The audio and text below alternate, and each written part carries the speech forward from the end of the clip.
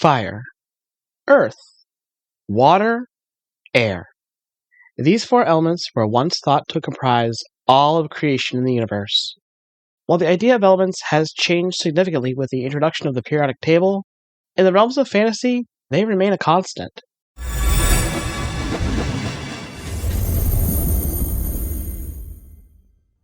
Lady Prudence Frost.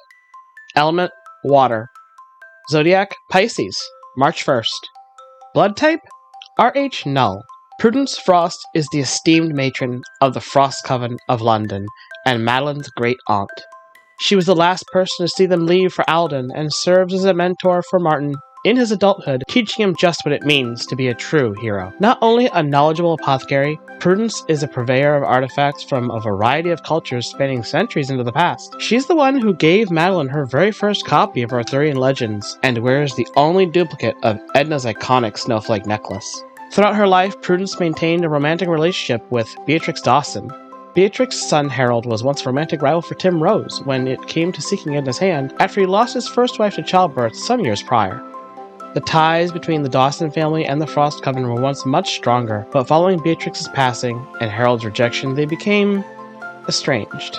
The grief of this falling out led Prudence to become a more isolated person, delving into her career. She is the owner of Frost's Antiquities, a curious shop with an intensely curious past. Situated near the River Thames is a cottage that seems strangely out of place in the streets of London. Though its exact appearance has been shaped by changing centuries, the notable appearance has remained a constant since the 16th century and is thought to be one of the oldest buildings still standing in London. The Old Curiosity Shop was a name immortalized by Charles Dickens. Though it's commonly thought that the name is what inspired Dickens' 1840 novel, the name was actually changed by the then owner in a bid to draw in customers. This sort of viral marketing led to an entire genre of shops that all fit a remarkably intriguing business format. Not quite a junk shop, but way too informal to be called an antique store. They sell books, but not enough to be called a bookstore. And the idea of thrift just doesn't nail it down either. It's a sort of shop that has a little bit of everything, and is impossible to categorize in just one thing. This is where Charles Dickens got the idea to coin the term curiosity shop. The Old Curiosity Shop tells the story of Nell Trent, a beautiful and virtuous young girl of not quite 14. An orphan, she lives with her maternal grandfather, whose name is never revealed, in his shop of odds and ends. Her grandfather loves her dearly, and Nell does not complain, but she lives a lonely existence with no friends her own age, except for an honest young boy named Kit, who's an employee of the shop, and whom she's teaching to write. Nell's grandfather harbors a secret gambling addiction that he tries to use to ensure Nell won't grow up in poverty. He only plays with the cover of night, keeping his games a secret, but ends up borrowing heavily from the story's villain, Daniel Quilp, a malicious, grotesquely deformed, hunchback little man and a moneylender. Despite his good intentions, Nell's grandfather gambles away what little money they have, and Quilp seizes the opportunity to take possession of the shop and evict Nell and her grandfather. During this time, the grandfather suffers a breakdown that leads to a complete loss of cognitive function, and Nell takes him away to the Midlands of England to live as beggars. Enter the story conflict. Because Nell's older brother, Frederick, is convinced the old man has stored up a large fortune for Nell. He convinces the good-natured but easily led Dick Swiller to help track Nell down. Wait a minute. Is that name gonna get me demonetized? I seriously can't get away with saying that too many times, right? Give me a break, YouTube. It's a literary character from 2 centuries ago. So Fred's idea is that Swiveller can marry Nell and share her supposed inheritance with him. To this end, they join forces with Quilp, who knows full well that there is no fortune, but sadistically chooses to help in order to enjoy the misery it will inflict on all those involved. I always love to hate a villain who doesn't need any further motivation beyond just being an outright jerk. So Quilp begins to track Nell down, but the two aren't exactly easy to find. Keep an eye on Mr. Swiveller. Quilp arranges for him to be taken in as a clergy by Quip's lawyer, Mr. Brass. At the Brass firm, Swiveller befriends the mistreated maidservant and nicknames her the Marchioness. Even without the threat of being constantly pursued, Nell still has a bunch of trouble getting her grandfather to safety, though they finally settle in a small village identified by Dickens as Tong Shropshire. It's not without considerable cost to Nell's health, unbeknownst to her wicked brother. Meanwhile, her friend Kit has found new employment with a sweet old couple named Mr. and Mrs. Garland. Here, he's contacted by a mysterious single gentleman who is looking for news of Nell and her grandfather. The single gentleman and Kit's mother go after them unsuccessfully and encounter Quilp, who is hunting for the runaways. Quilp forms a grudge against Kit and has him framed as a thief. Because of this, Kit is sentenced to transportation. However, Quilp's own ally, Mr. Swiveller, proves Kit's innocence with the help of his friend, the Marchioness. Because of this, Quilp's true intentions are discovered, and he is hunted down and dies trying to escape his pursuers. At the same time, a coincidence leads Mr. Garland to knowledge of Nell's whereabouts, and he, Kit, and the single gentleman, who turns out to be the younger brother of Nell's grandfather, go to find her. Sadly, by the time they arrive, Nell has passed away as a result of her arduous journey. Her grandfather is heavily disassociated at this point and refuses to admit she's gone. Instead, he sits every day by her grave, waiting for her to come back. Until, a few months later, he passes away as well.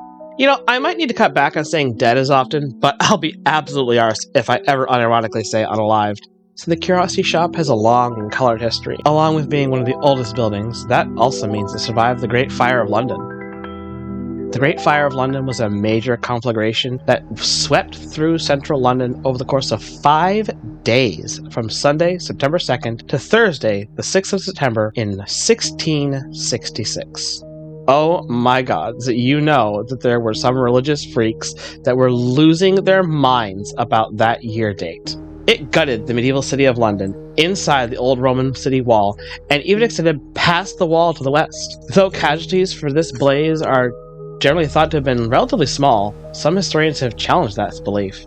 And if you guys remember what I've been saying for months now about why the McNamara Bakery is built on the outskirts of Alden, here's why. The fire started in a bakery on Pudding Lane shortly after midnight on September 2nd, on Sunday, and spread rapidly. The bakery fire burned down a significant portion of London. What do you think it would do to a simple village? Absolute decimation. Major firefighting techniques at the time involved the creation of fire breaks by means of removing structures in the fire's path. And this was done either by knocking them down with various tools or even dynamite. Gunpowder, really. However, this was also critically delayed due to the indecisiveness of the Lord Mayor Sir Thomas Bloodworth. So of course, this indecisiveness of politicians has always been a big problem. By the time the large-scale demolitions were ordered on Sunday night, the wind had already fanned the bakery fire into a firestorm, which defeated such measures. The fire pushed north on Monday into the heart of the city. Order in the streets broke down as rumors arose of suspicious foreigners setting fires. Because of course, when chaos breaks out, no one has an answer. It must be of the fault of suspicious foreigners, not the supposed leaders who are sitting on their duffs trying to figure out if it's an emergency or not. Haven't we seen this a lot lately, whether it's Mexicans, Haitians, Muslims? But in this case, the fears of the homeless focus on the French and the Dutch, England's enemies in the ongoing Second Anglo-Dutch War. These substantial immigrant groups became the victims of street violence because scared, angry people needed someone to blame. On Tuesday, the fire spread over nearly the whole city, destroying St. Paul's Cathedral and leaping the River Fleet to threaten Charles II's court at Whitehall. Coordinated firefighting efforts were simultaneously underway. The battle to put out the fire is considered to have been won by two key factors. The strong east wind dropped, and the Tower of London garrison used gunpowder to demolish buildings in the fire's path, creating effective fire breaks and halting further spread eastward. The social and economic problems created by the disaster were overwhelming. Leaving London and settling elsewhere was strongly encouraged by Charles II, who feared a London rebellion amongst the dispossessed refugees for completely unfair treatment they'd suffered during the catastrophe. Various schemes for rebuilding the city were proposed, some of them very radical. After the fire, London was constructed on essentially the same medieval street plan which exists still today. And in spite of all this chaos, several buildings remained, and one of which was the old Curiosity Shop. So maybe there's a little bit of magic left in those walls from the era of the Frost Coven's involvement.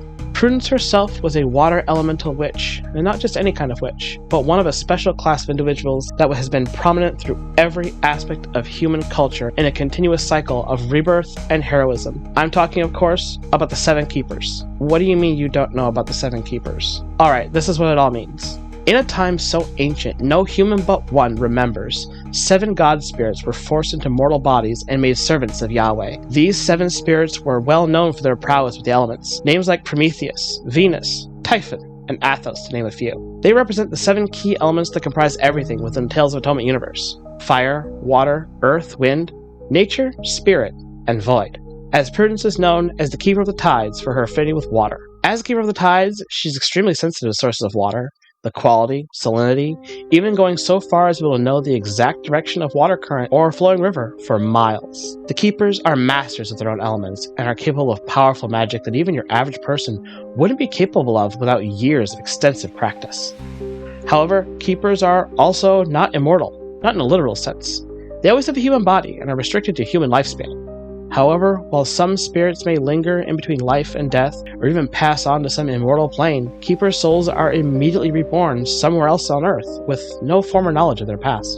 This was a caveat placed on them by Yahweh to prevent the keepers from ever regaining their full divine power. However, one of the 7 keepers is also cursed by Yahweh to always remember every painful past. But you'll meet him a bit later. Or maybe you already have.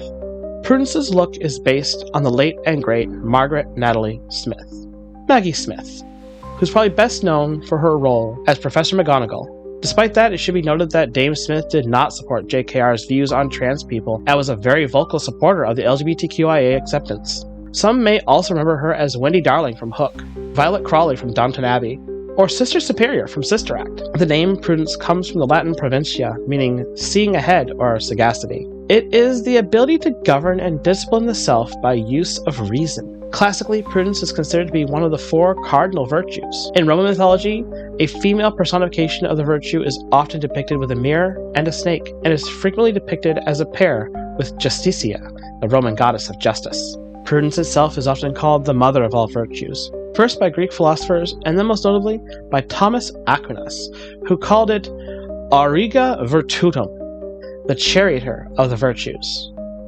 It's also talked about by Epicurus, where he said in his principal doctrines, "Prudence is the foundation of all these things, and is the greatest good.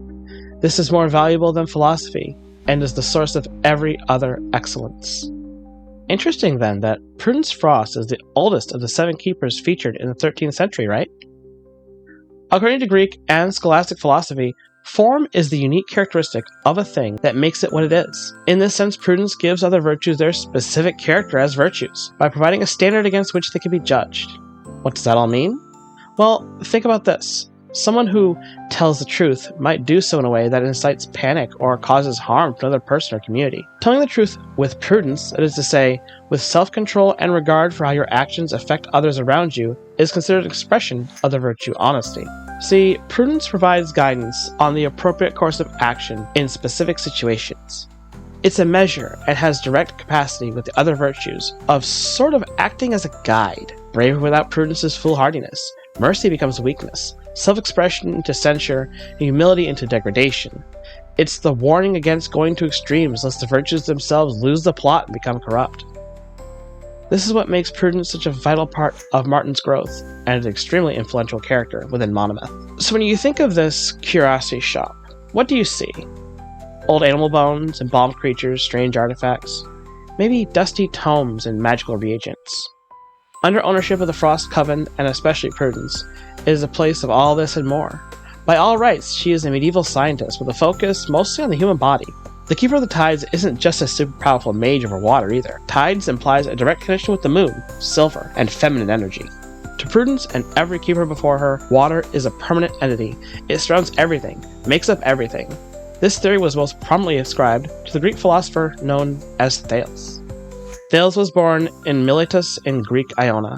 He was the first person identified by his mentor Aristotle to investigate the basic principles, the question of the originating substances of matter, and therefore as a founder of the school of natural philosophy. Thales was interested in almost everything, investigating almost all areas of knowledge from philosophy to science and history, mathematics, engineering, geography, and even politics. He proposed theories to explain many of the events in nature, the primary substance, the support of the earth, and the cause of change.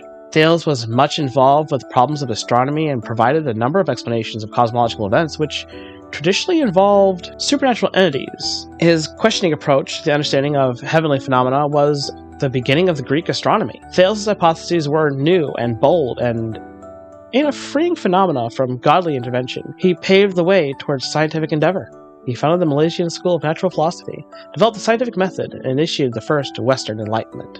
Many anecdotes are closely connected to Thales' investigations of the entire cosmos, including the multiverse theory. When considered in association with his hypotheses, they take on the added meaning and are almost enlightening. Thales was highly esteemed in ancient times, and a letter cited by Diogenes, and purportedly from Anaximenes to Pythagoras, advised that all discourse should begin with a reference to Thales. In our story's historical fiction, it's people like these who were known as the Keepers, reincarnated through time as people that drive humanity forward. It should be noted, however, that the Keepers are still limited to the framework of human knowledge. They're not omnipotent, but most of them make significant advancements in the time period in which they are present. Some lifetimes, as with Prudence Frost, are more demure and mindful. She's put where she is in the story as a major catalyst of events. Madeline couldn't have left London without Prudence's help. Martin would have never succeeded in his quest to become a hero without her guidance. And one of the most telling things that helps us realize that Thales was originally the keeper of the tides is his connection to water. Thales believed that the water was the source of everything, all life. Now, that's likely because the human body is comprised of so much fluid, especially blood, but that wouldn't really become a prominent feature of the Keeper of Tides until the fateful life of Vlad Tapes, and later Elizabeth Bathory. Keepers aren't always the good guys. That's been a hard pill to swallow. So not only did Thales appear to ascribe to the fact that the spherical Earth, as attested by Aristotle, he also believed that land floated on water, which is interesting because in Thales' time, floating islands did exist. It's thought he may have visited Seneca and seen the floating islands in Lydia. And had he ever traveled to South America, I'm sure that Thales would have been floored to see El Hoyo, a floating island in the middle of a small lake that has baffled scientists for literally years, trying to figure out what makes it circle around and move on its own.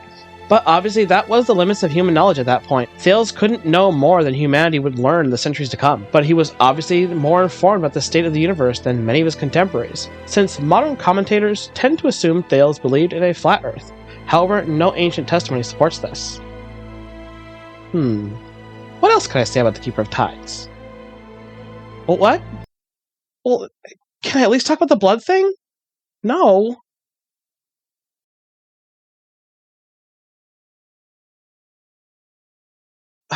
Alright guys, I'm getting told I've said more than enough already. So, I hope you found it informative, and if you're new to the channel, hit like, subscribe, and ring my bell. For more Bingo Book pages, check out the playlist at the end of this video. Every one of them contains interesting clues, facts, and information about our characters, their place in the world, and what it all means. Art for this week was by Shalak on Fiverr. I'll put a link to their business down in the description so you can commission a great artwork like this from him personally. His realistic pieces are just the best, and it really helps bring our story to life. Art for this channel wouldn't even be possible, however, without the help of our patrons. Monetization on YouTube is not enough to keep us going, so please follow the Patreon link down in the description to help Tales of Atonement keep going long term. We have a lot left to do and a big story to tell, and we simply can't do it without your help. Besides, there's a ton of extras only available on Patreon that won't be available for months on YouTube, if ever. Some of our great patrons include Pammy Poo, Shadow Fox, Arya Gamari, Charles Tam, Jace Moreland, and Lunder Lumen. Thank you all for watching and supporting our story.